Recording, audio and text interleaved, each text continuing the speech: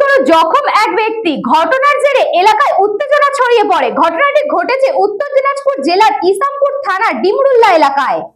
জানা গিয়েছে ডিমরুল্লা এলাকার বাসিন্দা নূর আলমের সাথে মোহাম্মদপুর এলাকার বাসিন্দা নূর হোসেনের মধ্যে জমি নিয়ে দীর্ঘদিন ধরে ঝামেলা চলছিল। সেই জমি বিবাদ বসে সমাধানের চেষ্টা করলেও সমাধান হয়নি। নূর আলম ওই জমিতে ঘাস কাটতে গেলে নূর হোসেন ও তার পরিবারের লোকজন মিলে আচমকা নূর আলমকে মাথায় কোদাল দিয়ে কোপ মারলে গুরুতরভাবে জখম হয় নূর আলম। এরপর তাকে জখম অবস্থায় ইসলামপুর মহকুমা হাসপাতালে নিয়ে আসা হয় চিকিৎসার জন্য। ঘটনার জেরে এলাকায় উত্তেজনা ছড়িয়ে পড়ে। খবর পেয়ে ঘটনাস্থলে পৌঁছায় ইসলামপুর থানার পুলিশ।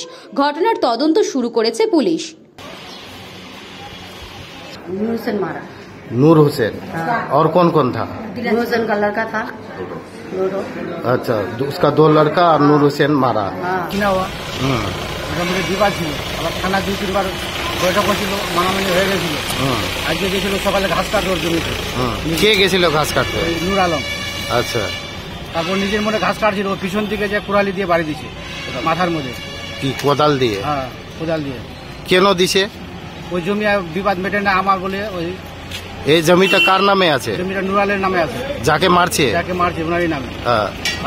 যে মারছিল ওর নাম কি? ওর নাম নূর হোসেন। আর কে মারছিল? নূর হোসেনের ছেলে মারছে। কি নাম ওর? সাদ্দাম। সাদ্দাম। দুইজন মিলে মারছে। কোদাল দিয়ে চাপ দিয়েছে পিছনে। কে কে মারছে? নাম কি ওদের? নুর হোসেন আর নুর হোসেনের ছেলে। আইন অনুসারে যেরকম শাস্তি ওরকম শাস্তি দেওয়া যাক।